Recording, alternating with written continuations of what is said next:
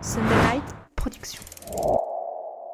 La vraie charge mémorielle, c'était se dire, OK, le courage dont ils ont fait preuve, l'abnégation, le don de soi, l'engagement total, la capacité à tenir pour le copain qui est à côté, ça, on avait l'ambition, on avait la volonté, l'avidité qu'on nous la donne par providence divine ou autre, mais d'aller la chercher et de dire, oui, on a la prétention de vouloir s'en emparer pour aller jusqu'au bout. Ça, c'est pour le côté charge mémorielle. Bienvenue dans Ultra Talk. Je suis Arnaud Manzanini et chaque semaine, je me plonge dans des discussions captivantes avec des esprits audacieux pour vous lancer vous aussi dans des aventures hors du commun. Des sommets de l'ultra trail aux routes infinies de l'ultracyclisme, de l'alpinisme aux horizons lointains de la voile, toutes les facettes du monde ultra sont explorées. C'est parti pour un nouvel épisode. Avant de nous plonger dans cet épisode, permettez-moi de vous partager 3 choses. Tout d'abord, un grand bravo à ceux qui sont devenus finishers sur Race Across France, mais aussi très prochainement sur Race Across Belgium, car je sais que vous êtes dans votre processus de préparation pour Race Across France. Donc un grand bravo à tous ceux qui ont franchi la ligne, mais aussi à ceux qui ont eu l'audace d'être sur la ligne de départ. Ensuite, un immense merci à cette formidable équipe qui m'entoure et sans qui rien ne serait possible. Grâce à cette équipe, des centaines de personnes se sentent aujourd'hui bien plus fortes, et cela pour le reste de leur vie, car devenir finisher ne se résume pas seulement à ce simple mot. Derrière se cachent des valeurs qui vous accompagnent pour la suite de votre vie, et sur lesquelles parfois il faudra prendre appui. Et enfin, permettez-moi de vous inciter à prendre le départ et à participer à la prochaine Race Across France by Van Rissel, mais sur la distance 200 km. Vous êtes nombreux à m'envoyer parfois certains messages m'expliquant que cette discipline est beaucoup trop exigeante ou les kilométrages est beaucoup trop important. Eh bien, nous avons créé un 200 km by night, la meilleure façon de découvrir l'ultracyclisme, car cette épreuve se déroulera entièrement de nuit avec un départ à 21h. 200 km by night sur Race Across France by Van Rissel. Rendez-vous sur la ligne de départ et sur le site racecrossseries.com. Je suis avec Maxime Noto aujourd'hui. Bonjour Maxime. Bonjour Arnaud. Je suis très heureux de t'avoir face à moi de manière digitale, parce que tu n'es pas en face de moi aujourd'hui. On a quelques centaines de kilomètres qui nous séparent, mais je suis très très heureux de t'avoir sur ce podcast, de t'avoir sur le podcast Ultra Talk. Ça va être un épisode très complet. On va y parler d'efforts, on va y parler d'ultra, dans différents sens d'ailleurs, dans différents domaines. On va parler cyclisme, mais on va surtout parler histoire. Parce qu'au moment où on enregistre cet épisode, Maxime, on est le 1er juin, en fin d'après-midi. Tu viens avec tes camarades de réaliser un projet, en tout cas moi, qui m'a beaucoup touché quand on me l'a présenté, qui a fait qu'avec l'équipe de Sunday Night Production, on a voulu le mettre sur le podcast. Tu vas nous en parler, mais c'est surtout que c'est chargé d'histoire, parce qu'au moment où est diffusé l'épisode, on est quelques jours plus tard, on est le mercredi 5 juin, juste avant le 80e anniversaire du débarquement qui a eu lieu le 6 juin, mais je rappelle un petit peu l'histoire, c'est que le débarquement, si vous êtes un petit peu intéressé, aurait dû avoir lieu le 5 juin. Et puis, pour des diverses raisons, il a été décalé au 6. Donc voilà, 80 ans, jour pour jour, ça sera le 308e épisode du podcast Ultra Talk. Donc voilà, on va parler d'histoire, on va parler du débarquement, on va parler avec Maxime et son équipe de ce qu'ils viennent de réaliser en vélo, et tout ça a un lien. Vous êtes peut-être en train de vous dire quand vous nous écoutez, mais c'est quoi le lien entre le débarquement, le cyclisme, l'ultra c'est quoi le lien ? Je vais laisser Maxime nous présenter le projet qu'il vient en équipe de réaliser. Est-ce que tu peux nous présenter ce projet, Maxime ? Ouais, merci déjà tout d'abord en propos liminaire de donner l'opportunité de mettre un peu de lumière sur ce projet qui nous tenait vraiment à cœur. Nous, c'est qui? C'est les Chemins de la Liberté. C'est un petit groupe de militaires et de civils qui sont issus de l'établissement de communication et de production audiovisuelle de la Défense, qui est un peu le cinéma des armées, et qui se mobilisent pour des projets en fait solidaires.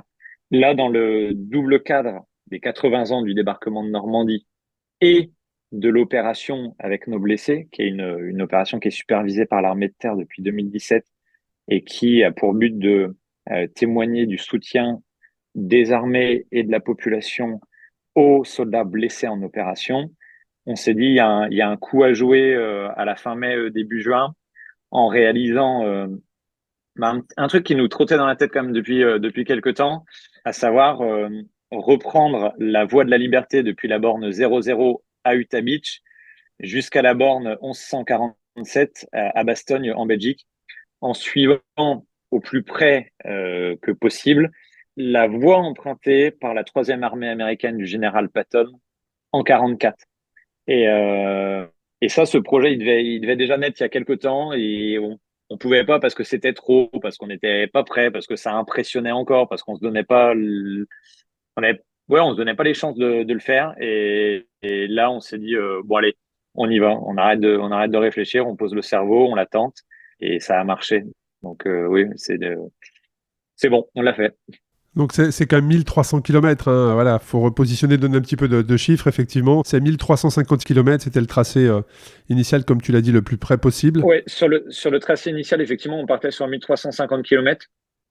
Après, on a eu un départ très compliqué et on a réadapté au vu du timing qu'on se donnait.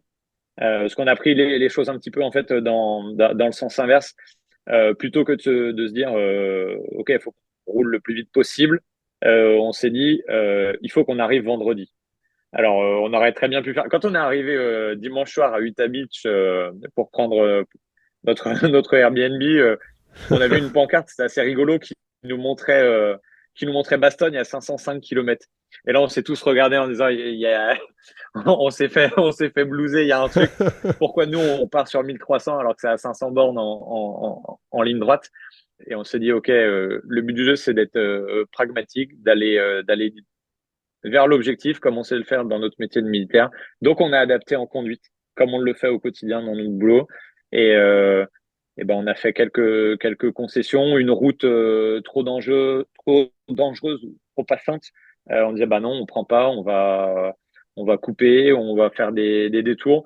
Et ça a permis en fait d'intégrer tout le monde aussi et de rendre l'aventure beaucoup plus au final vivante et rigolote.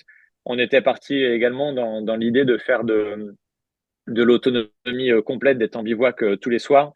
On a fait un premier bivouac lundi soir à Rennes sous la pluie. On s'est dit, OK, on va se réorganiser et demain, il faut absolument qu'on roule au chaud, quoi. Enfin, qu'on roule au chaud et qu'on dorme au chaud le soir. Donc, voilà, au total, on est sur une trace à 1152 km.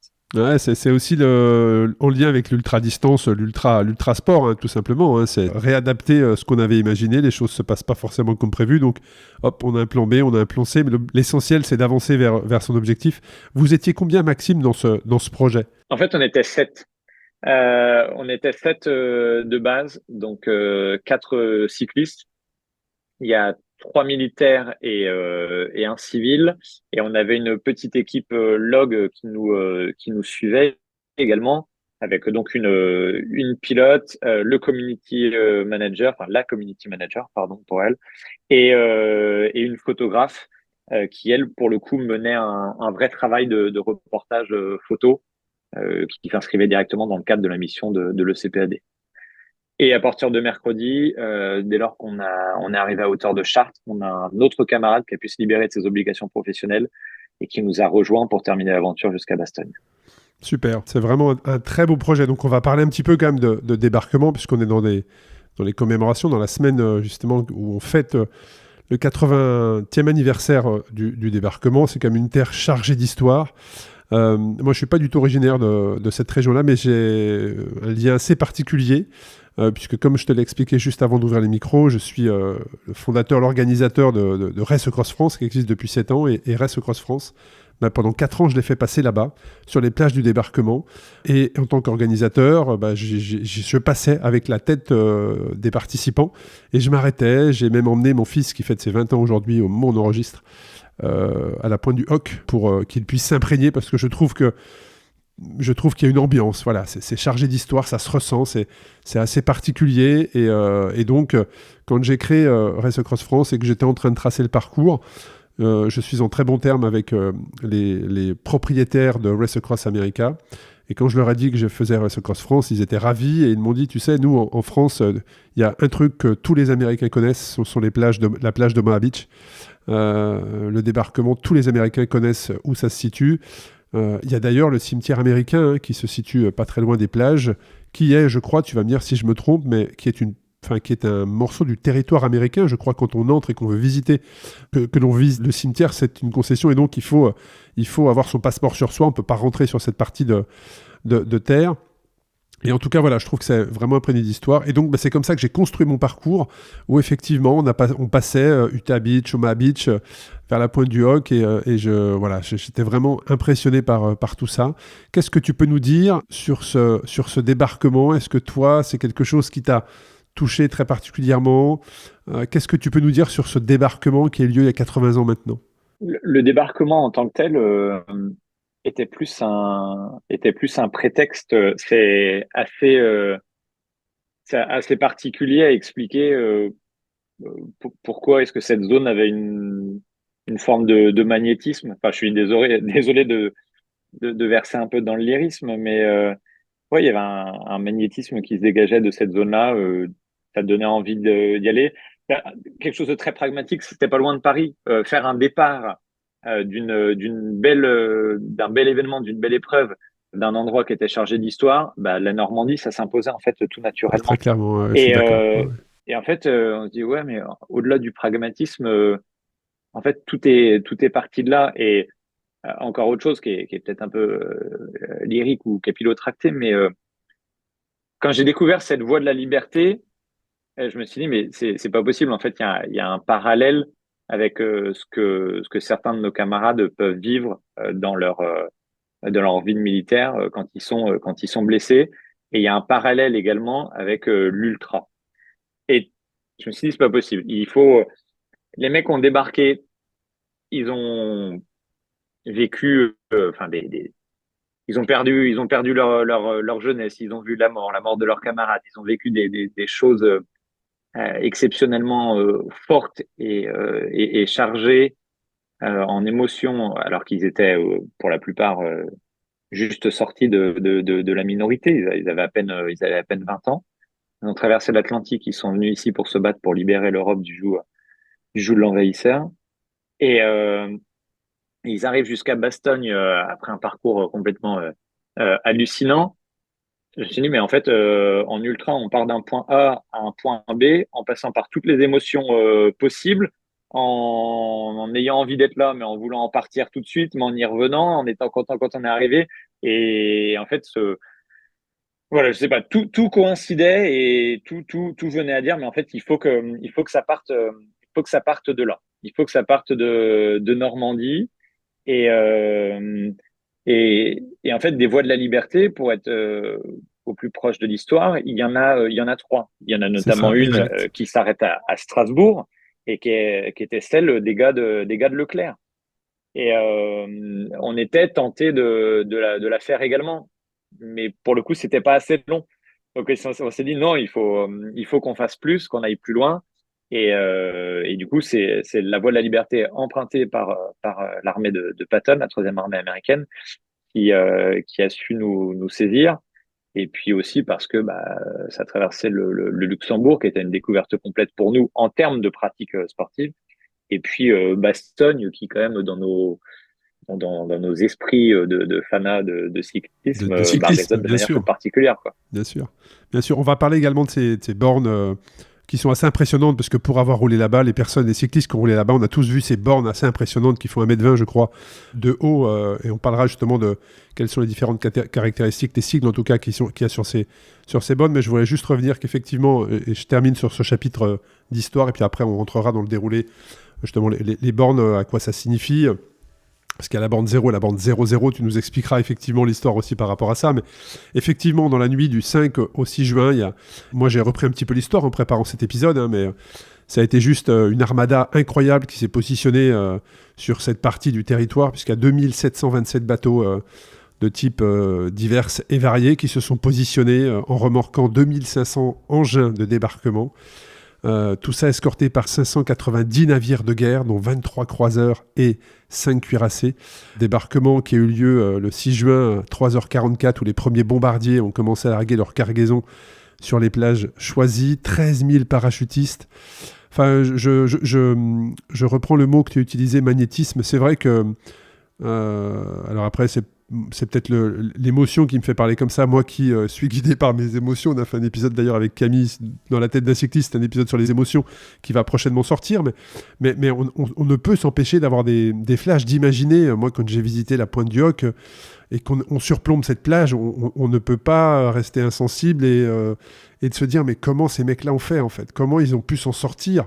Enfin voilà, ça reste assez impressionnant. J'invite toutes les personnes qui ne se sont pas encore rendues sur ces lieux, n'hésitez pas à y aller en famille, vous plongez un petit peu dans l'histoire, ce qui fait qu'aujourd'hui on est libre.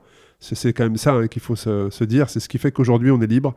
C'est il y a 80 ans, au moment où on se parle, l'histoire était sur le point de basculer. Tu as fait le lien également, Maxime, avec l'ultra-distance. Ce qui est important de préciser, c'est que dans votre équipe, l'ultra-distance permet à un des membres de l'équipe de se reconstruire en tant que blessé de guerre, c'est ça ? Oui, correct. Ouais, c'est exactement ça. Et ce qui est étonnant, c'est que sa pratique existait avant la blessure. Alors, Il était sportif avant. Est-ce que cette personne était cycliste avant, était sportive? Alors, je pense que quand on est dans l'armée, on est forcément oui, sportif, voilà, c'est ça. mais est-ce qu'il y avait une pratique qui était déjà là? Et en fait, au moment où moi je l'ai rencontré, parce qu'à la base, c'était quelqu'un qui était plus gradé que moi, que je croise en opération. Et comme ça, on dit, ah putain, c'est un tel, ah ouais, mais tu le connais, ouais, ouais, ouais, c'est une légende. Bon, bref, on rigole un peu comme ça, mais voilà, c'est des noms, on se suit, il y a des échanges, voilà, hiérarchiques, et au gré des mutations ou autres, et des contacts, on se retrouve à être au même endroit au même moment et à parler un petit peu vélo. Moi, je venais d'arriver sur Paris, et lui il me dit, bah ouais, moi je roule pas mal, on peut aller rouler une fois ensemble si tu veux. Bon, bah, ok, très bien. Lui équipé de pieds en cap, les prolongateurs, les sacoches. Je me dis, ok, d'accord, c'est quoi ce SPAD? Pourquoi il est équipé comme ça? Je venais tout juste d'acheter un gravel, j'arrive en short avec les Vans aux pieds. Et puis il s'avère que le contact passe bien. Étant un peu bête, je pousse fort sur les pédales, j'arrive à le suivre. Et je me dis, ouais, ouais, ok, ça marche quand même bien. Et vu que les rapports hiérarchiques par ailleurs étaient bons, on se lie d'amitié. Et puis on commence à envisager des projets cyclistes en commun, notamment une BTT en 2021. Et puis c'est une forme aussi un peu de parcours initiatique où lui en fait m'apprend l'ultra distance, m'apprend bah voilà comment gérer aussi l'alimentation, les sacoches. À être ouais, pragmatique là encore, à dire ok, on s'adapte en permanence. Et puis une phrase aussi que je retiens et qu'il a dû me sortir toute première fois qu'on faisait une sortie ensemble: n'oublie jamais que en ultra, euh, quand tout va bien, tout peut aller mal, mais quand tout va mal, C'est tout tellement peut aller vrai. bien. Tout peut aller bien. Ah, mais complètement. Et en fait, ce truc-là, je l'ai gardé en tête en disant bon, c'est un peu une lapalissade, mais c'est pas con quand même ce qu'il dit. Et il s'avère que notre histoire grandissant, on fait d'autres événements et puis apparaît un peu ouais ce syndrome de stress post-traumatique qui est identifié, qui surgit voilà subitement. Et là en fait on participe ensemble à la Born to Ride en 2022. Et il a ça avec lui, pas dans la sacoche, mais dans la tête. Et il roule avec ça. Et quand on est arrivé à Biarritz après les 1200 kilomètres, en fait, là, je sais pas ce que lui en penserait, mais moi, c'est mon intime conviction que il avait réussi à prouver qu'il avait repris contrôle sur son corps et sur son esprit, et que l'accomplissement, il était là. Et ça, il l'avait vécu, en fait, grâce à l'ultra. Et il avait traversé, il était dans ce parcours du blessé comme sur la route d'un ultra. À se dire, bah, quand c'est compliqué, quand c'est la merde, se dire que ça peut s'améliorer. Se dire que quand ça va, il peut y avoir des rechutes, mais il faut que ce soit, il faut l'avoir en tête et avoir la capacité de l'encaisser. Et je pense que il l'a vraiment, et ça a été un apprentissage extrêmement, extrêmement fort pour moi aussi, un apprentissage en termes de d'amitié, de liens fraternels, familial également, parce que par ailleurs, c'est devenu le parrain de mon fils. Il y a un parallèle qui est, voilà, c'est peut-être un amoncellement de signes sans connexion particulière. J'aurais la prétention de croire que non, il y a bien autre chose et que le dénominateur commun, bah, c'est ce mot d'ultra. Et je pense que c'est aussi pour ça que qu'on t'a sollicité pour dire, bah, s'il te plaît, est-ce qu'on peut mettre un peu de lumière là-dessus parce qu'il y a Ah, quelque chose. mais complètement. Complètement, c'est vrai que tu parles des hauts, des bas. Moi, j'explique comme une sinusoïde, effectivement. Hein, dans l'ultra, bah, tu auras des moments où tu vas te sentir très euphorique. Tu ne sentiras plus les pédales, tu ne sentiras plus le sommeil, plus la douleur, un peu comme en lévitation. Et puis, ben, généralement, c'est dans ces moments-là, il faut se dire, ah, attention, ça devrait Ouais. pas tarder de s'arrêter. Et là, tu te retrouves quelques minutes ou quelques heures plus tard à l'opposé, tout en bas de la sinusoïde, où là, ben, tu roules à 5 à l'heure sur le plat. Et ça, il faut savoir le gérer. Il faut savoir le gérer, il faut l'accepter déjà. Il faut accepter d'être dans cette phase-là. Et aussi se dire que le corps va se relancer. À un moment donné, comme tu dis, reprendre le contrôle, bah, le corps va effectivement, à un moment donné, avoir ce reset et tu vas repartir et tu verras que quelques heures après, bah, tout ira beaucoup mieux. Et si tu as déjà eu cette expérience-là, derrière, tu peux à nouveau retomber dans ce cycle, tu le maîtriseras beaucoup, beaucoup mieux. Donc ça, c'est aussi l'expérience. Mais en tout cas, c'est un beau témoignage, Maxime. Je reviens sur votre parcours. Donc, vous êtes parti de la borne 00. Explique-nous, pour les auditrices et auditeurs qui nous écoutent, quelle est la différence entre la borne 0 et la borne 00? Alors, au-delà simplement de l'aspect numérique, la borne 00 est à Utah Beach et la borne 0 est à Sainte-Mère-Église, qui est à une dizaine, 10 ou 13 kilomètres, je crois, de la plage. Sainte-Mère-l'Église, qui est effectivement la première ville, première commune française à être libérée le 6 juin 1944 après justement la Ça. bataille de Normandie. Et après, l'aspect le plus symbolique aussi dans l'histoire de Sainte-Mère-Église, c'est l'assaut aéroporté américain et notamment ce fameux parachutiste dont la voile reste bloquée Exactement. Ouais. sur le toit, sur L'église. le clocher, Ouais. non, sur le toit de l'église. Sur le clocher, ouais, sur le toit de l'église. Ouais. Et cette séquence-là, elle est immortalisée, notamment dans le jour le plus long. Et à l'heure actuelle, on voit encore sur le toit de l'église de Sainte-Mère-Église un mannequin avec cette voile accrochée, ce parachutiste qui est pendu assez suspente.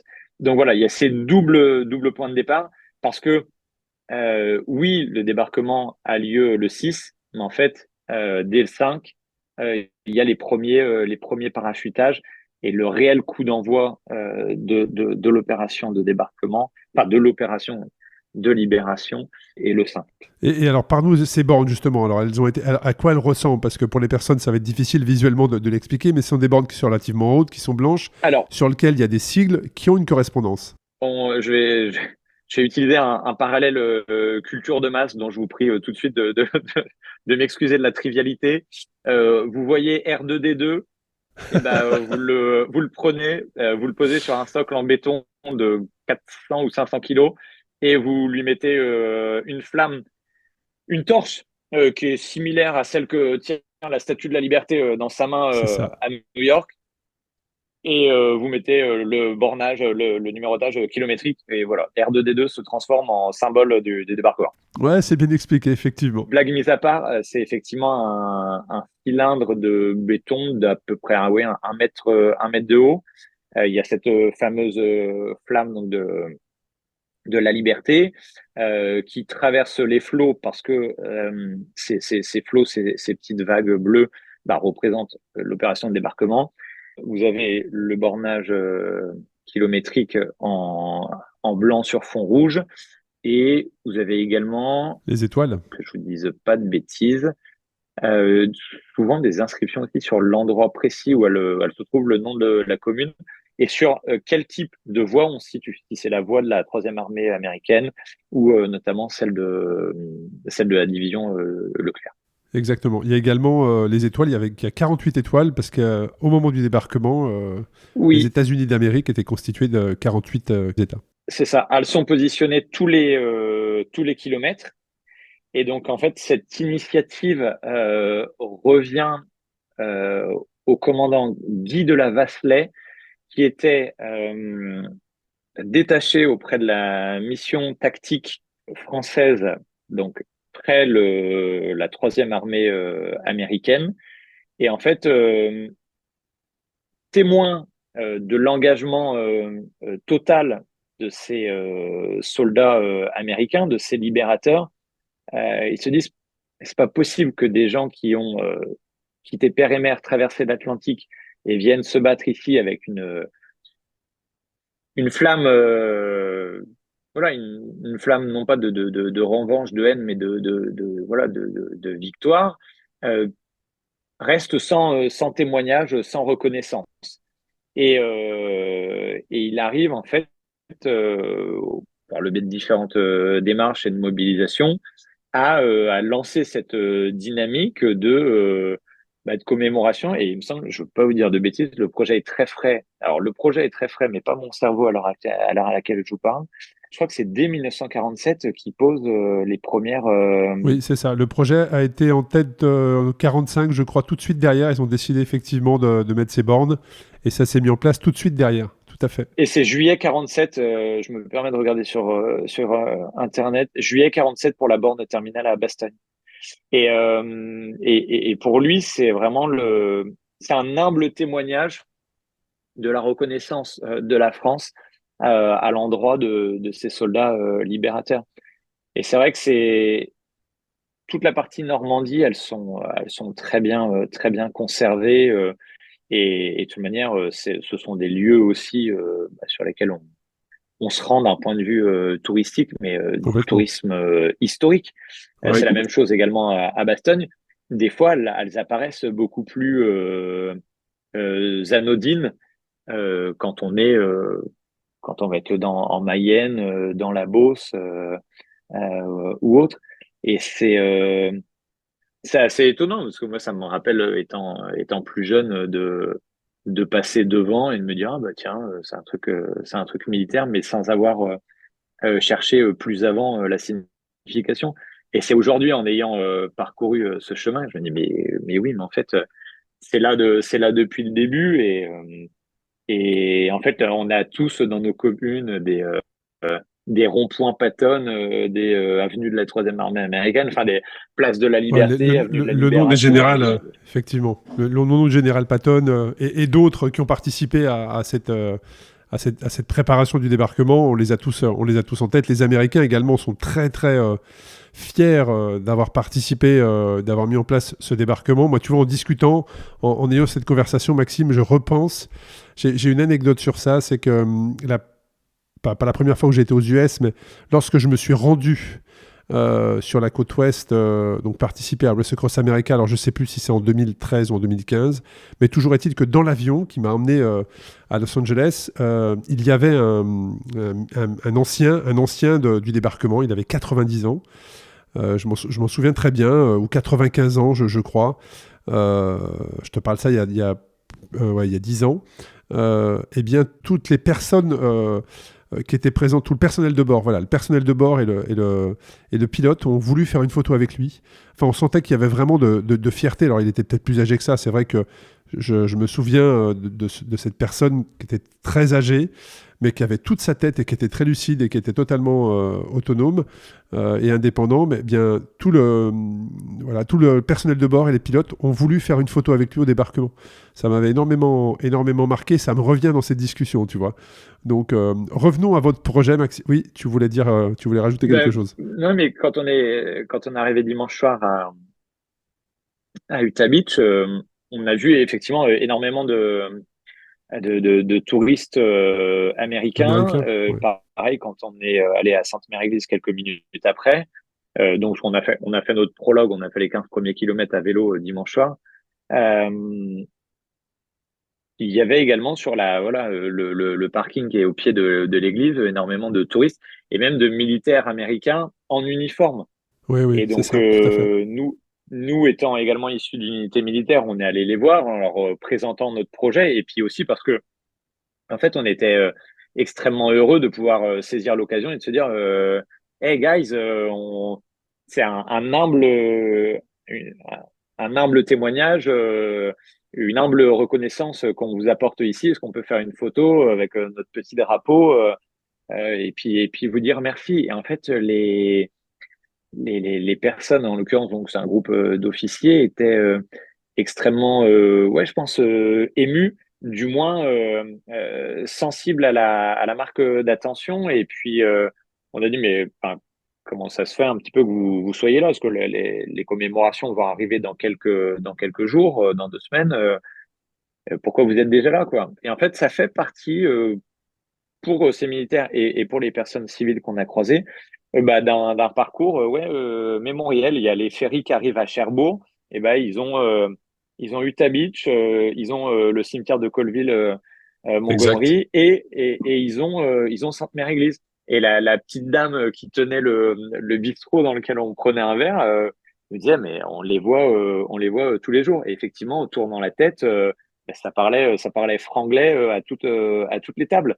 Et c'était vraiment marquant. Et même quand lundi matin, on a pris la route. Alors, ça va être ma question, Maxime.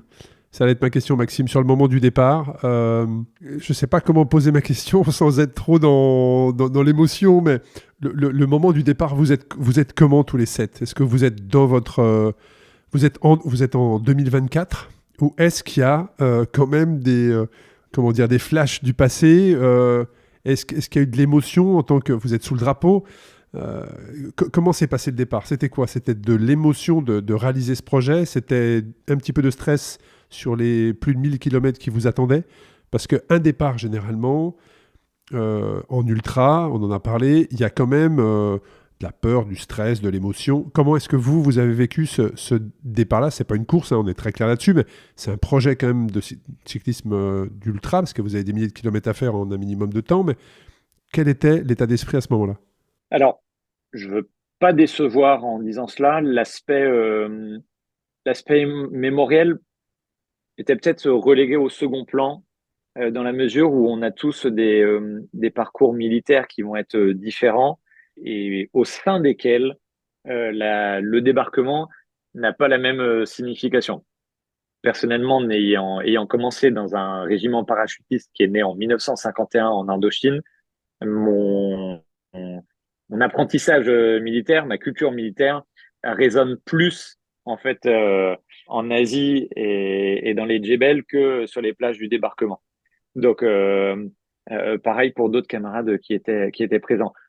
Pour autant, la vraie charge mémorielle, c'était se dire, OK, le courage dont ils ont fait preuve, l'abnégation, le don de soi, l'engagement total, la capacité à tenir pour le copain qui est à côté, ça, on avait l'ambition, on avait la volonté, l'avidité qu'on nous la donne par providence divine ou autre, mais d'aller la chercher et de dire oui, on a la prétention de vouloir s'en emparer pour aller jusqu'au bout.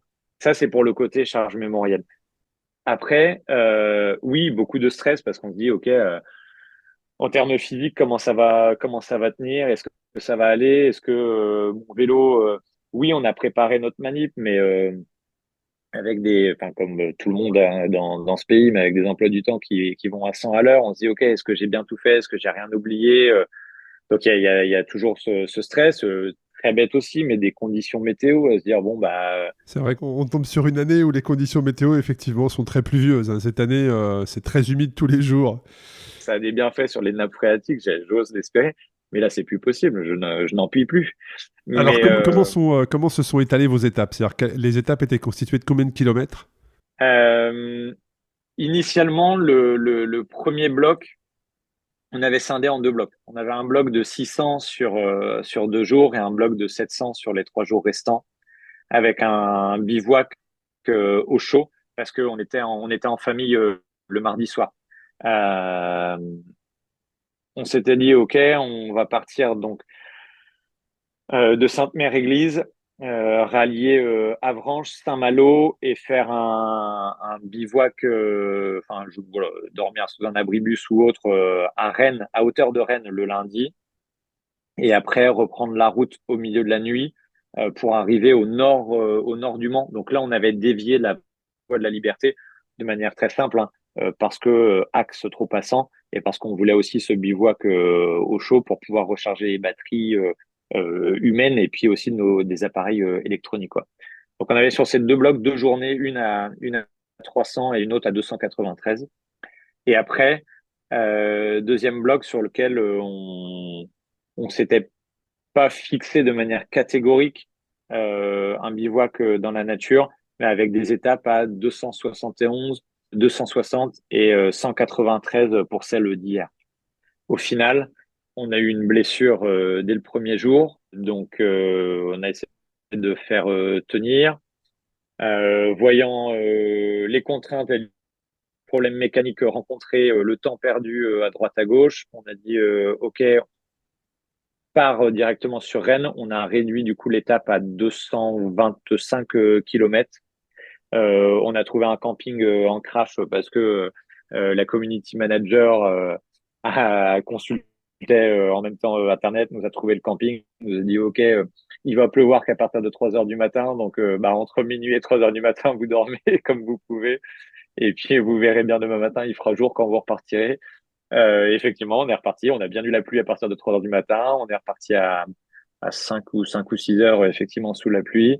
Et on a passé l'étape pour le coup, à 220 km, où là aussi, on a un peu dévié de notre route initiale, en passant un peu plus au nord de la Voie de la Liberté. Mais ça nous a permis aussi d'offrir à toute l'équipe un repos qui était vraiment nécessaire parce que, et sans faire de mauvais jeu de mots, la pluie, elle nous a vraiment séché sur les 2 premiers jours. Ouais, ou rincé, tout dépend. Tout dépend, mais c'est vrai que la pluie, alors là, prendre une averse quand on fait du sport, quand on fait du vélo, bah, si c'est vraiment une grosse averse, en 2 minutes, on sent l'eau couler sous le, tu sais, dans le dos, là, au niveau du cou, tu sens l'eau qui commence à rentrer, et là, tu te dis, bon, là, ça va être compliqué. Et si ça continue comme ça, bah, ça frigorifie, hein, tout dépend des températures, mais généralement, t'as quand même très Là, il froid, y il a faut deux, vraiment trois, gérer, hein. Une journée de pluie entière, c'est compliqué, hein. deux, trois équipementiers sportifs à qui je peux faire des retours sur la Des qualité du retours. matériel et l'imperméabilité des tissus. Là, il n'y a aucun problème, je peux leur écrire ce soir. Est-ce que Maxime, à un moment donné dans cette aventure, de la pluie tous les jours, enfin de la pluie, de la forte pluie, on est vraiment mouillé, ça peut faire que certains messages négatifs arrivent au cerveau en se disant, bon là on va s'arrêter, on avait prévu un exemple de faire 300, on va faire que 200. Est-ce qu'à un moment donné dans cette aventure, même si vous étiez 7 puis 8, puisque une huitième personne vous a rejoint, mais est-ce qu'à un moment donné vous vous êtes regardé en disant, bref, est-ce qu'on va jusqu'au bout, est-ce qu'on s'arrête, est-ce qu'il y a eu ce moment de doute et comment vous avez fait le lien avec l'histoire et ces personnes qui se sont lancées dans ce débarquement, comme tu l'as dit, à peine sorties de l'adolescence. Est-ce qu'il y a eu un lien par moment dans vos têtes ou pas du tout? Ou est-ce que vous avez une mission à réaliser, vous êtes allé au bout de la mission, quelle que soit la météo? Très clairement, oui, la pluie. Alors, déjà, on connaît ça assez bien dans notre métier, les conditions météo, on vit avec, donc c'est une donnée qu'on sait gérer. C'est pas pour autant qu'elle n'emporte pas de conséquences sur notre état moral, mais on sait que ça va jouer. Là, ça a pas loupé. Quand on prend effectivement, je crois que mercredi, on a fait 270 km, on a pris 13, 12 ou 13 heures, pause comprise, 12 ou 13 heures de flotte. On a été constamment sous la pluie. Alors comment vous l'avez géré ça? Comment vous l'avez géré, Maxime? Parce que j'ai connu ça des journées entières sous la flotte, sous la flotte, pardon. J'ai mâché deux mots, mais j'ai connu ça. Et moi, la technique que j'avais utilisée quand j'avais une assistance avec moi, c'était effectivement de faire 2 heures de pluie, de m'arrêter, de me changer intégralement, de faire sécher pendant les 2 heures suivantes les vêtements dans les aérations de la voiture et de me rechanger. Et c'est comme ça que j'avais réussi à traverser la France il y a plusieurs années de cela. Mais comment vous l'avez géré? Parce que 7 bonhommes, 8, tu peux pas les changer comme ça et faire sécher toutes leurs affaires en l'espace de 2 heures. Alors comment vous avez géré le fait d'être mouillé? Est-ce que vous vous êtes changé? Est-ce que vous avez trouvé des techniques? Alors, pour le coup, il y avait quelque chose qui était quand même de notre côté. C'est que oui, il pleuvait, mais non, il faisait pas froid. Que pour le coup, avec l'effort et chaque étape, on était quand même à environ 2000 de D+, sur des parcours qui sont casse-pattes. Ça monte, ça descend en permanence. Donc en fait, oui, mouillé en descente, en position aérodynamique, on prend le froid, on a l'impression que les gouttes vont rentrer au plus profond notre chair, mais dans 200 mètres après, on prend un mur à 5%, 8%, et on a tout de suite, on se réchauffe. Donc oui, il y a plu, mais non, il y a pas fait froid. Donc après, au bout d'un moment, notamment en fin de journée, au gré de la fatigue, et puis aussi un peu, c'est physiologique, mais du cycle alimentaire, quand on est un peu dans une phase de creux, il y a un moment où tous les mobiles se rencontrent, température, fatigue, alimentation, et là on se dit, ok, il faut un petit peu une sorte d'électrochoc où ben on fait un vrai arrêt, là on rencontre l'équipe log, et puis à la base notre projet c'était vraiment autonomie complète, ce qui était un peu en dissonance avec la présence d'une équipe log, un peu le voilà, c'est suppliciel Ah oui, oui, oui, situation où on dit par eh ben expérience, puisque nous je on l'ai a à vécu, c'est manger nous, ouais. voilà. Tu sais que tu peux avoir un premier choix à tout moment, mais après il faut rester effectivement concentré sur l'objectif initial et surtout dans la direction vers laquelle vous voulez aller. Et quelles ont été est-ce que tu avais une ou deux anecdotes, Maxime, sur ce qui vous est arrivé pendant cette semaine sur le vélo, justement, pour se remémorer l'histoire? Est-ce qu'il y a des rencontres, peut-être? Parce que, comme tu l'as dit, là, tu nous as parlé tout à l'heure de cette anecdote avec les officiers américains la veille du départ, mais sur la route, quand vous vous arrêtiez, ne serait-ce que dans un petit café, boire un café ou dans une boulangerie, parce que quand on fait de l'ultra à vélo, généralement on cible les boulangeries ou les petits commerces pour se ravitailler, mais quand vous expliquiez qui vous étiez et ce que vous étiez en train de réaliser, quelles étaient les réactions? Ah, au final on a eu assez peu l'occasion de le faire parce que, et c'est absolument pas pour jeter l'opprobre sur les communes et les régions traversées, mais il y avait une coalition des boulangeries fermées. Déjà, le lundi en Normandie, c'est un no-go complet. Je sais pas comment ils font pour s'alimenter en pain ou en quiche ou autre, mais il y a pas de boulangerie ouverte. Donc déjà, ça, c'était rideau. Et pour le coup, c'était une donnée quand, oui, on était équipés, on avait du gras, on avait du sucré, on avait des électrolytes, on avait tout sur nous. Mais il y a un moment, on se dit, OK, bah, c'est bien de dépoiler un peu ses stocks, mais ça fait du bien de ça. Manger un bon sandwich, jambon de pays, fromage. Non, rideau, c'était fermé. Donc là, on se dit, ah, bah, tiens, déjà, le premier coup de canif dans le plan initial. Donc on a croisé, et après, ça s'est révélé sur tout le long de la trace. On a croisé assez peu de boulangeries parce que aussi, on voulait s'écarter des grands axes. Donc on traversait peu de grandes villes, parce que aussi, on traversait une France profonde qui subit aussi une désertification un peu en termes de petits commerces. Donc, on n'a pas eu tant l'occasion d'expliquer notre démarche. Si, en revanche, il y a deux anecdotes qui, pour le coup, me font rire. Euh, la première, c'est que on a des gens qui ont participé à cette épreuve qui sont des cyclistes non pratiquants. Ça paraît une aberration de dire que des vélotaffeurs ou tout simplement des gens qui utilisent le vélo comme moyen de déplacement à Paris pour aller sur leur lieu de travail puissent s'aligner sur une épreuve d'ultra. Ils l'ont pas fait parce que c'était une épreuve d'ultra. Ils l'ont fait parce que derrière, la cause, c'était en fait le soutien aux blessés et l'hommage à nos anciens qui sont venus libérer cette terre. Euh, et au bout d'un moment, ça faisait, je sais pas, plus de 200 kilomètres qu'on roulait. Et j'ai le camarade qui me dit, ouais, j'ai vu passer des gens à côté de moi. Et je dis, mais tu sais, il y a personne. Et lui aussi, en fait, se rend compte qu'il y a personne. Et je lui dis, mais là, t'es en train de toucher du doigt, t'es en train de piocher dans les réserves. Et en fait, tu t'approches de la réalité de cette expérience-là. Et moi, c'est ce qui me fait, c'est cette ivresse aussi de l'ultra. Oui, il y a ce lâcher prise, hein. Il Il y y a a ce ce lâcher côté, prise, oui, il y tout à a fait. ce côté grand bleu également. On a envie Tout d'aller à fait, piocher exactement. toujours plus loin pour se dire, mais oui, j'ai envie de m'enfoncer dedans et j'en parle avec des frissons parce que moi, je sais que je vais écouter tel type de playlist. Oui, ça va me faire avancer, mais il y a un moment, si au moment il faut être bête et faut avancer fort parce que les conditions sont mauvaises, parce qu'on est en retard, parce il faut arriver au bout. Ben, je sais que je vais mettre une musique particulière et là, je vais m'enfoncer en moi-même et il y a que les jambes qui vont parler en fait.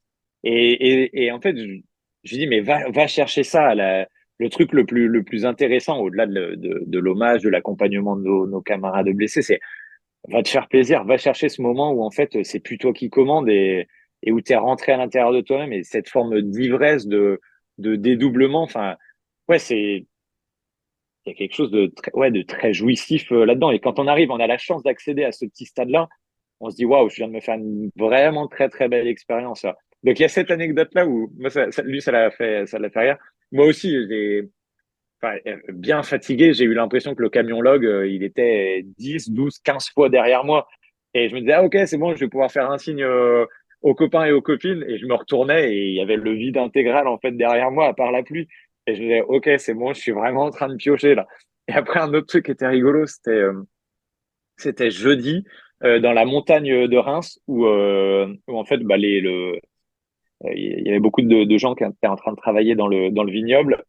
Et il y a un mec qui est sorti avec un petit chariot élévateur devant moi. Et j'essayais de rouler fort. Et en fait, on était en côte. Et le mec, je rattrape son chariot élévateur. Et je passe à côté de lui. Il me dit, mais non, mais vous pouvez pas me dépasser comme ça. Et donc, je le dépasse, j'avance. Puis, bon, bah, les jambes sont bonnes, je continue à pousser. Et puis tout d'un coup, j'oblique à gauche, et puis là, je vois le pourcentage qui explose, qui passe à 2 chiffres. Et puis, allez, je me dis, allez, je continue à pousser. Puis j'entends le bruit qui se rapproche. Et puis, le gars qui s'approche de moi, qui est juste à côté de moi, et puis qui me regarde, et puis un peu à l'anglaise, un peu à la Johnny Wilkinson, à la fin d'un crunch, il me regarde, il me fait bah, un peu, bon, bah, sorry, good game, quoi. Et il me dépasse, et il me dépose juste là, et il s'arrête. Et moi, il me reste encore, je sais pas combien de mètres à monter. Et je me suis dit, bah ouais, c'est des rencontres un peu toutes bêtes, mais qui ont une saveur particulière parce que voilà, il y a un petit échange avec la personne qui est à côté et voilà, ça n'a pas de lien particulier avec la pratique du l'ultra, mais les circonstances ont fait que ça m'a bien fait rigoler et que dès que j'ai retrouvé les copains, je me suis dit, oh bah tiens, en fait, il m'est arrivé ça et ouais, c'est bonheur. Mais c'est vrai que comme tu l'as partagé, cette expérience un peu, ce syndrome grand bleu, je pense qu'il y a beaucoup de cyclistes, ou de sportifs, pas forcément cyclistes, mais également les trailers qui peuvent le connaître parfois à ce moment. C'est ce qu'on peut appeler aussi l'état de flow, hein. C'est-à-dire qu'il y a une réelle déconnexion et c'est tellement enivrant que c'est ce que tu retiens d'après la pratique et qui fait que tu as envie de le retrouver, hein. Beaucoup cherchent à déclencher cet état-là. C'est difficile, hein. Personnellement, je pense que c'est associé. C'est plusieurs symptômes. Enfin, je pense qu'il y a plusieurs choses qui font que tu tombes dans cet état-là. Je pense pas que tu tombes dans cet état-là quand tu es frais, quand tu viens de partir, et ça t'arrive pas 1 heure et demie après. Non. Je pense qu'il y a vraiment cette notion de durée, de difficulté, de concentration, de perte de concentration, de fatigue, de sommeil. Voilà, il y a plusieurs critères qui font que quand tu tombes dans cet état-là, c'est vrai que ça te marque et c'est tellement enivrant que tu as envie d'y revenir. Et puis j'avais une question ensuite, Maxime, c'est sur le passage aux frontières, hein, le Luxembourg, la Belgique, là aussi. Est-ce que c'est des territoires que vous avez découverts quand vous passiez devant ces bornes comme ça, qui étaient comme ça positionnées à Thionville, Luxembourg, Arlon, Bastogne, la dernière justement, ville qui a été libérée le 10 septembre 1944, hein, donc plusieurs jours, quelques mois après le débarquement. Comment se sont passées justement ces heures de sel au Luxembourg? Alors là, ça a probablement été quelques heures, puisque c'est quand même un petit pays, mais comment se sont passées la traversée du Luxembourg et l'arrivée en Belgique? Bah, le Luxembourg, au tout début, ça n'a pas été spécialement agréable parce que très, très passant. On trouvait que ça roulait fort à côté de nous parce qu'on était sur les axes routiers. On trouvait que ça roulait fort, que c'était pas spécialement intérêt. Ouais, ça nous charmait pas. On n'était pas spécialement enivré. On n'était peut-être pas aussi de bonne humeur à ce moment-là. On dépasse Luxembourg en tant que tel. Là, la fatigue se sentait quand même vraiment bien. On savait qu'on allait arriver, mais il y a aussi un petit peu ce côté lassitude en mode bon bah c'est bon, on est arrivé jusque là, on peut nous la donner l'arrivée maintenant, elle est acquise en avant quoi. Donc un peu de lassitude et puis au final on s'engage sur une piste cyclable, on dit ouais ok super une piste cyclable merci, on voudrait voir un peu de pays. Et puis là on se dit eh ben en fait mais c'est des génies, ils ont des pistes cyclables qui sont des réseaux parallèles aux axes routiers et qui en fait traversent toute la campagne, tous les vallons, vont profondément dans les forêts et et là, pour le coup, à la différence de la France, chez eux, il ne pleut pas. On se rend compte d'avoir une C'est étonnant superbe pourtant, tu vois. lumière de C'est non, mais une étonnant. En Belgique. ouais, ouais, ouais, mais c'est ça. Une belle lumière de fin de journée. les rayons du soleil qui percent à travers les forêts de sapins, la petite rivière, c'est pas possible, c'est super beau. On traverse un tunnel sous une colline et on sort. Et là, une petite route qui surplombe une rivière. Et là, on n'a plus le bruit du vent, même presque comme si le vent relatif s'effaçait. Bon, peut-être aussi parce qu'on roulait pas très vite. Et on voit cette lumière qui perce à travers les sapins. Et on se dit, mais on est en train de vivre un moment particulier. On continue à s'avancer dans le Luxembourg. On se rapproche de la frontière belge. Et là, bah ouais, clairement, on se dit, mais en fait, ce pays est superbe. Et les descentes, c'est des pousses au crime. On est descente, les coups de pétard dans la foulée à 8-10%, on est en danseuse, on se réengage directement sur une descente en virage, on lève la tête, on voit une chapelle au bord de la route, on voit le soleil qui est en train de se coucher, légèrement masqué par les nuages. Je me dis, mais ouais, c'est limite onirique. On se dit, mais on a vraiment de la chance, on regarde les copains, il y a la fatigue, on sait qu'on commence à toucher au but, qu'on va aller la chercher, la borne à Bastogne. Et, euh, et aussi que c'est la première fois que tout simplement en vélo, on a l'opportunité, on a la chance d'aller jusque-là. Et ça donne une dimension toute particulière à ce territoire. Et puis après, le passage en Belgique, il est rigolo également parce que, en fait, c'est une toute petite borne et on voit d'un côté l'insigne du Grand-Duché du Luxembourg et puis de l'autre du Royaume de Belgique et on se dit mais en fait elle est là la frontière. Et effectivement la voiture avant la borne elle est immatriculée Luxembourg et la voiture juste après elle est immatriculée Belgique et euh, et là on rentre à quoi une toute petite vingtaine de kilomètres de Bastogne et pareil des forêts superbes, très belles descentes, des pétards à prendre en danseuse et puis après en mettant tout à gauche parce que en fait les pourcentages font qu'avec la fatigue, les vélos chargés, bah on est à fond. Vous aviez pesé vos vélos, Maxime? Moi je sais pas, je pense qu'ils étaient on était à ouais, un bon 14 kilos. Sachant qu'on avait des gilets trail dessus avec la nourriture complète parce que bah le groupe aussi Oui, parfois ça se était pratique. éclaté. Donc, Et puis ça se pratique beaucoup aujourd'hui. C'est vrai qu'on voit les gilets de trail arriver dans l'ultra et c'est totalement logique. C'est totalement logique. Et je pense que les équipementiers vont faire quelques ajustements parce que là, ce sont des gilets qui sont principalement empruntés du trail. Mais il y a de fortes à parier que dans les mois ou dans les années à venir, les équipementiers cyclistes l'intègrent dans les tenues. ouais, Ouais. Restrap en Restrap le fait propose déjà déjà, un. hein, Enfin, tout à va en fait. proposer un. Je crois que j'ai vu la pub il y a peu de temps. Mais effectivement, c'est opportun parce que moi, je sais que dans la configuration dans laquelle je suis, j'ai un bidon avec les électrolytes, un bidon avec plus quelque chose d'énergisant type enfin, les Berocca ou Taurine pour voilà pour se stimuler et ça je l'utilise vraiment quand la fatigue commence à se faire sentir mais des fois en fait j'ai juste besoin d'eau et je veux rien de plus que de l'eau normale de l'eau plate et ça les deux flasques que je peux mettre dans le gilet trail en fait ça va très bien, l'accès est facile quand je suis en montée ou autre j'ai pas besoin de me contorsionner pour aller chercher ma gourde et dans l'effort, voilà, ça me donne juste satisfaction. J'avais besoin d'eau, je l'ai, je continue à grimper. Et ouais, ouais, ça c'est très bien. Donc on était, oui, dans les 14 kilos. Il y en a notamment un qui avait un vélo qui était un Monster Cross, qui n'était pas configuré pour faire de l'ultra. Bon, lui, pour le coup, est vraiment gaillard, donc c'était pas spécialement impressionnant pour lui. C'était en rapport avec sa puissance. Mais les vélos, ouais, les vélos étaient lourds. Donc, avec la fatigue aidant, quand on passe cette frontière, on se dit, ça y est, on touche au but, quoi. Et puis après, l'arrivée sur Bastogne, Comment ça se passe justement? Comment ça se passe cette arrivée sur cette dernière borne justement, place Macroleaf. Comment se passe cette arrivée? On vous attend? Il y a du monde qui vous attend? Ou est-ce que c'est comme en ultra, bah, ça se fait en toute discrétion? Comment se passe cette arrivée, le moment où on déclipse et on pose le pied à terre pour la dernière fois? Comment ça s'est passé pour vous ça? bah, en fait, ça s'est passé avec une émotion particulière parce que, pour être tout à fait franc, il y avait un attendu, un peu une espérance, à savoir que l'an dernier, quand on a fait la BTR Saint-Malo-Biarritz, la dernière étape donc, qui allait nous amener au phare de Biarritz, je crois que les 50 derniers kilomètres, bon, à notre humble niveau de pratique, On était dans les 28 ou 30 km/h de moyenne et on était à bloc. On était en mode débile, la tête dans le guidon, mais on était à fond.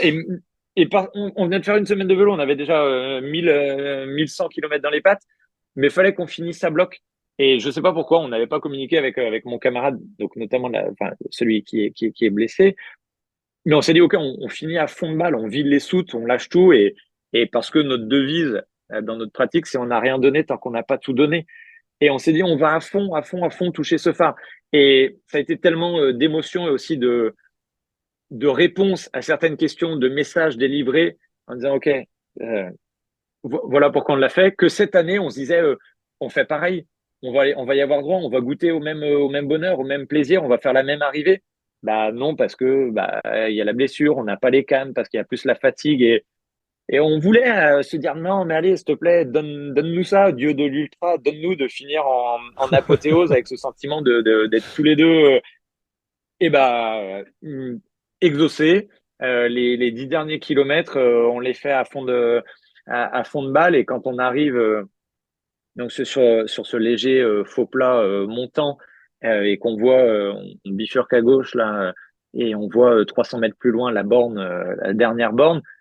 On se dit, OK, sprint final, on voit nos camarades aussi de la team logistique qui sont déjà en place, la pilote qui a un drapeau de notre unité militaire et qui fend l'air en disant, allez les gars, photographes et community manager qui sont à fond en train de crier. Bon, on l'avait vu la borne, hein, on savait où elle était, mais de nous dire, allez, venez, venez, venez ici on arrive à fond, on arrive voilà, à s'accrocher la main, à rouler voilà, tout à droite ouais, on arrive devant la borne et là on déclipse, le vélo il tombe, les jambes sont plus ou moins tétanisées et on tombe dans les bras l'un de l'autre.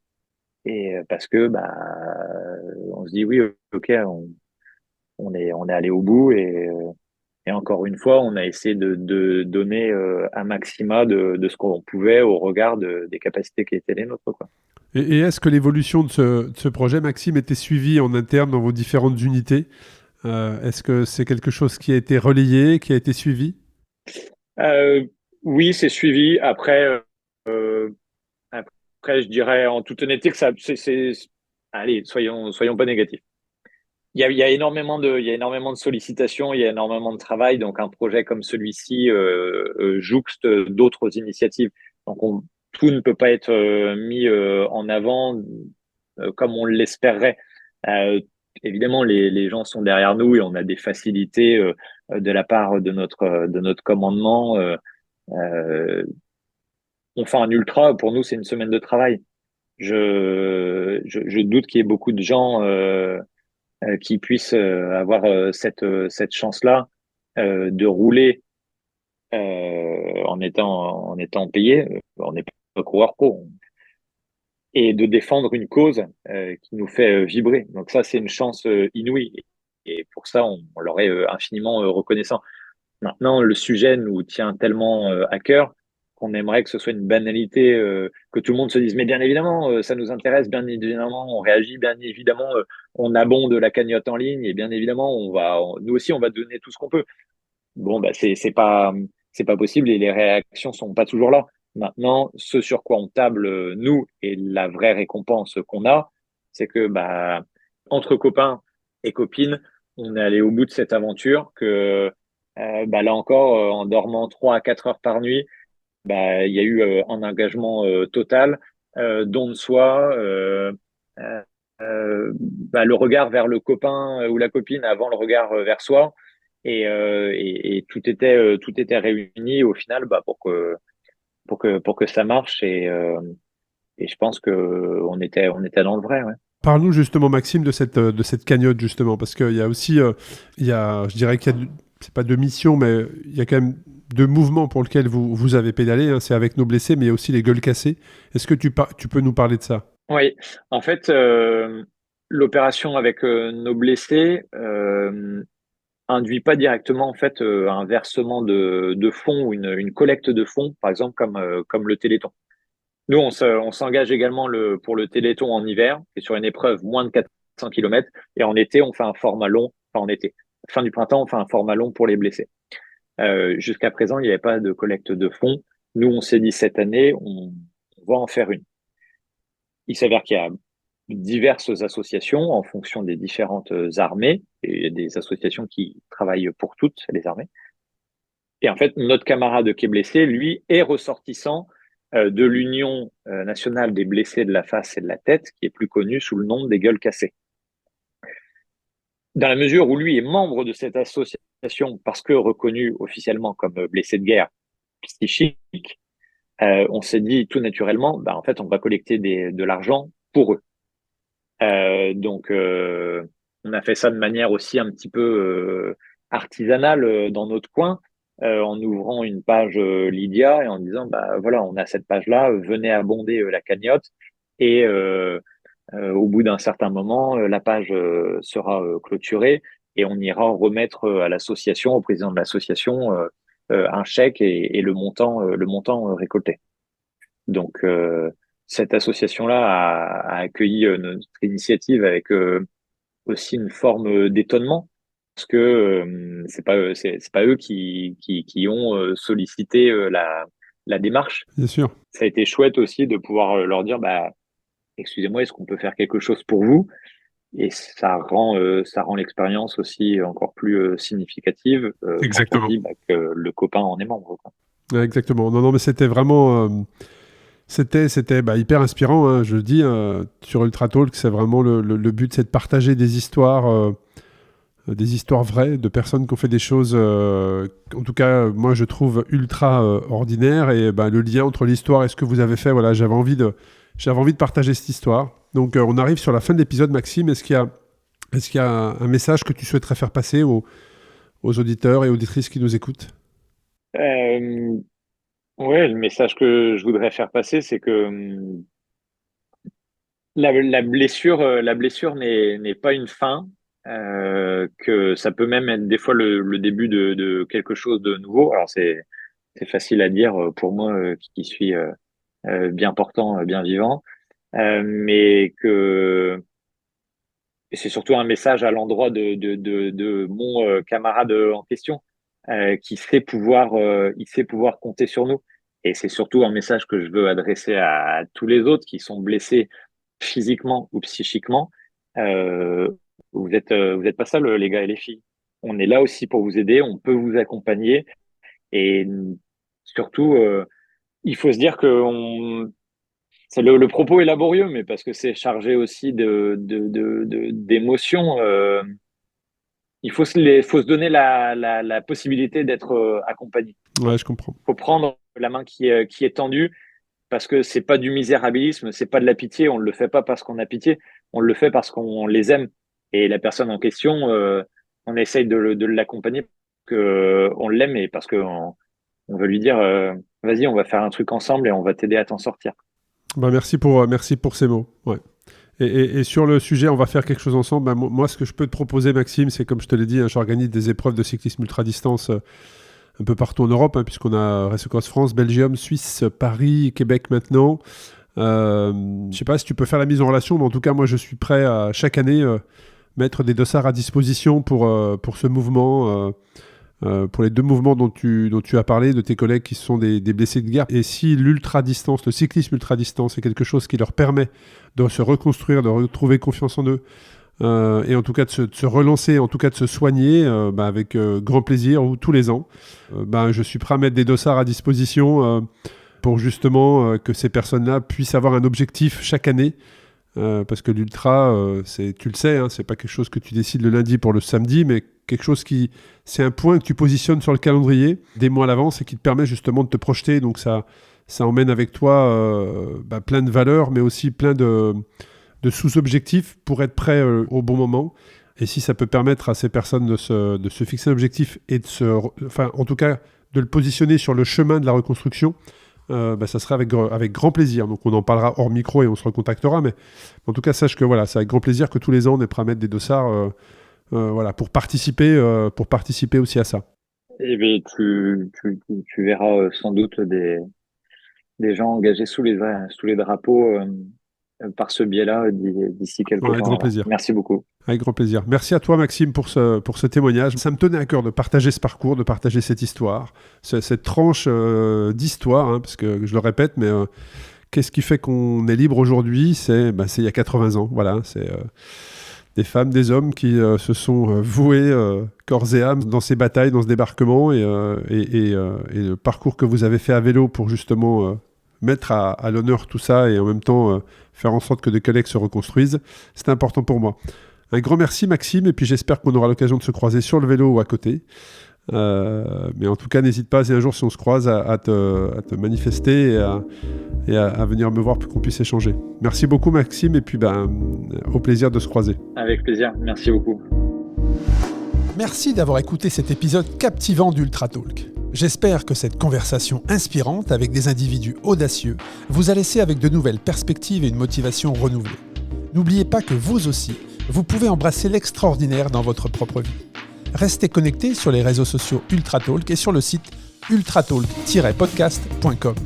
Continuez à vous aventurer et à repousser vos limites. À la semaine prochaine pour un nouvel épisode passionnant d'Ultra Talk.